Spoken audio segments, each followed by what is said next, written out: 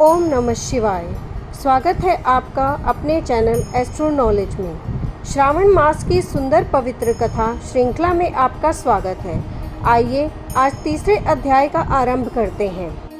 कुमार बोले, हे भगवान, आपने श्रावण मासों का संक्षिप्त वर्णन किया है।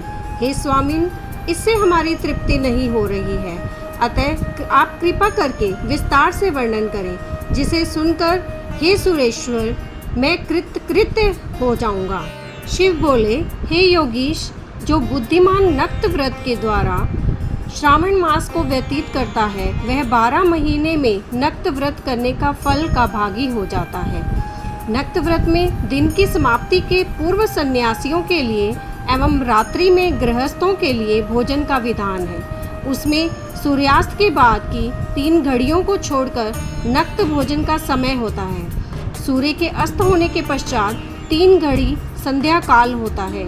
संध्या वेला में आहार, मैथुन, निद्रा और चौथा स्वाध्याय, इन 4 कर्मों को त्याग कर देना चाहिए।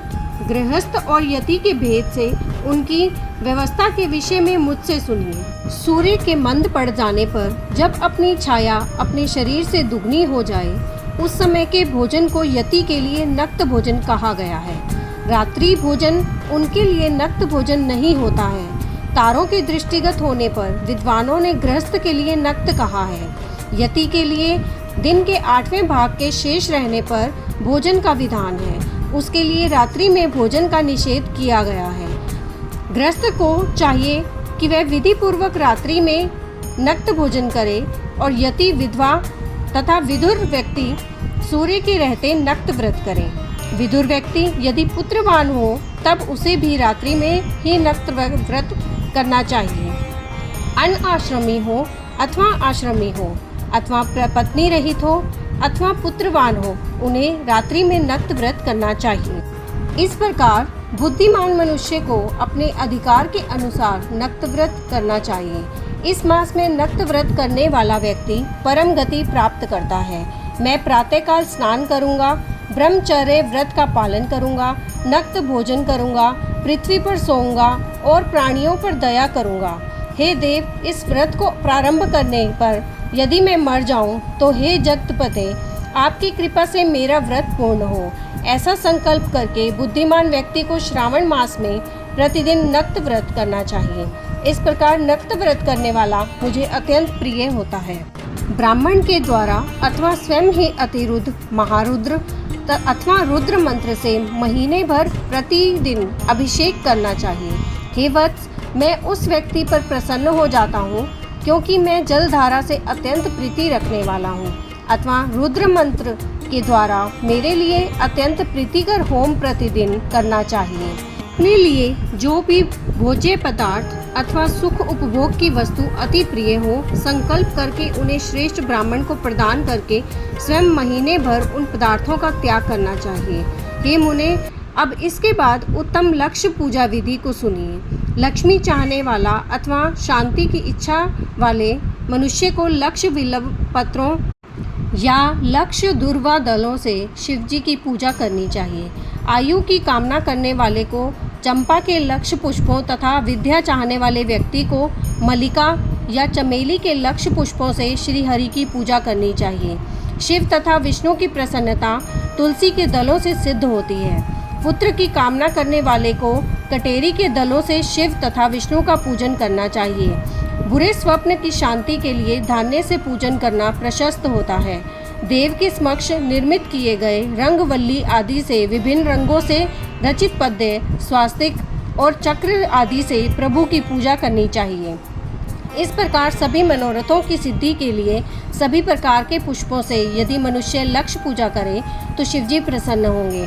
तत्पश्चात उद्यापन करना चाहिए, मंडप निर्माण करना चाहिए और मंडप के त्रिभाग परिमाण में वेदिका बनानी चाहिए। तदनंतर पुण्य व आवाचन करके आचार्य का वरण करना चाहिए और उस मंडप में प्रविष्ट होकर गीत तथा वाद्य के शब्दों और तीव्र वेद ध्वनि से रात्रि में जागरण करना चाहिए। वेदिका के ऊपर उत्तम लिंग तो भद्र बनाना चाहिए और उसके बीच में चावलों से सुंदर कैलाश का निर्माण करना चाहिए। उसके ऊपर तांबे का अत्यंत चमकीला तथा पंच पल्लव युक्त कलश स्थापित करना चाहिए और उसे रेशमी वस्त्र से वेष्टित करना चाहिए। उसके ऊपर पार्वती पति शिव की सुवर्ण में प्रतिमा स्थापित करनी चाहिए।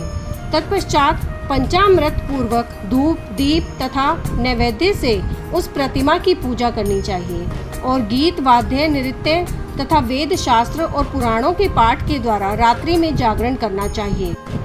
इसके बाद प्रातःकाल भली भांति स्नान करके पवित्र हो जाना चाहिए और अपनी शाखा में निर्दिष्ट विधान के अनुसार वेदिका निर्माण करना चाहिए। तत्पश्चात मूल मंत्र से गायत्री मंत्र से या शिव के सहस्त्र नामों के द्वारा तिल तथा घृत मिश्रित खीर से होम कराना चाहिए अथवा जिस मंत्र से पूजा की गई है उसी से होम करके पूर्णाहुति डालनी चाहिए। इसके बाद वस्त्र अलंकार और भूषणों से भली भांति आचार्य का पूजन करना चाहिए। तत्पश्चात अन्य ब्राह्मणों का पूजन करना चाहिए और उन्हें दक्षिणा देनी चाहिए। जिस जिस वस्तु से उमापति शिव की लक्ष्मी पूजा की हो उसका दान करना चाहिए। स्वर्णमयी मूर्ति बनाकर शिव की पूजा करनी चाहिए। यदि दीप कर्म किया हो तो उस दीपक का दान करना चाहिए। चांदी का दीपक और स्वर्ण की वर्तिका अर्थात बत्ती बनाकर उसे गोघृत से भरकर सभी कामनाओं और अर्थ की सिद्धि के लिए उसका दान करना चाहिए। इसके बाद प्रभु से क्षमा प्रार्थना करनी चाहिए और अंत में 100 ब्राह्मणों को भोजन कराना चाहिए। हे मुने, जो व्यक्ति इस प्रकार पूजा करता है मैं उस पर प्रसन्न होता हूँ। उसमें भी जो श्रावण मास में पूजा करता है उसका अनंत फल मिलता है। यदि अपने लिए अत्यंत प्रिय कोई वस्तु मुझे अर्पण करके विचार से इस मास में कोई त्यागता है तो अब उसका फल सुनिए। इस लोक में तथा परलोक में उसकी प्राप्ति लाख गुना अधिक होती है। सकाम करने से अभिलषित सिद्धि होती है और निष्काम करने से परम गति मिलती है। इस मास में रुद्र अभिषेक करने वाला मनुष्य उसके पाठ की अक्षर संख्या में एक एक अक्षर के लिए करोड़ करोड़ वर्षों तक रुद्र लोक में प्रतिष्ठा प्राप्त करता है। पंचामृत का अभिषेक करने से मनुष्य अमरत्व प्राप्त करता है। इस मास में जो भी मनुष्य भूमि पर शयन करता है उसका फल भी मुझसे सुनिए। हे द्विज श्रेष्ठ, मैं वह मनुष्य 9 प्रकार के रत्नों से जुड़ी हुई सुंदर वस्त्र से आच्छादित बिछे हुए कोमल गद्दे से सुशोभित देश तकियों से युक्त रम्य स्त्रियों से विभूषित रत्न निर्मित दीपों से मंडित तथा अत्यंत मृदु और गरुड़कार प्रवाल मान निर्मित अथवा हाथी की दांत की बनी हुई अथवा चंदन की बनी हुई उत्तम तथा शुभ शैया प्राप्त करता है। इस मास में ब्रह्मचर्य का पालन करने से वीर्य की दृढ़ पुष्टि होती है। ओज बल शरीर की दृढ़ता और जो भी धर्म के विषय में उपकारक होते हैं वह सब उसे प्राप्त हो जाता है। निष्काम ब्रह्मचर्य व्रति को साक्षात ब्रह्म प्राप्ति होती है और सकाम को स्वर्ग तथा सुंदर देवांगनाओं की प्राप्ति होती है। इस मास में दिन रात अथवा केवल दिन में अथवा भोजन के समय मौन व्रत धारण करने वाला भी महान वक्ता हो जाता है। व्रत के अंत में घंटा और पुस्तक का दान करना चाहिए। मौन व्रत के महात्म्य से मनुष्य सभी शास्त्रों में कुशल तथा वेद वेदांग में पारंगत हो जाता है तथा बुद्धि में बृहस्पति के समान हो जाता है। मौन धारण करने वाले का किसी से कलह नहीं होता, अतः मौन व्रत अत्यंत उत्कृष्ट है।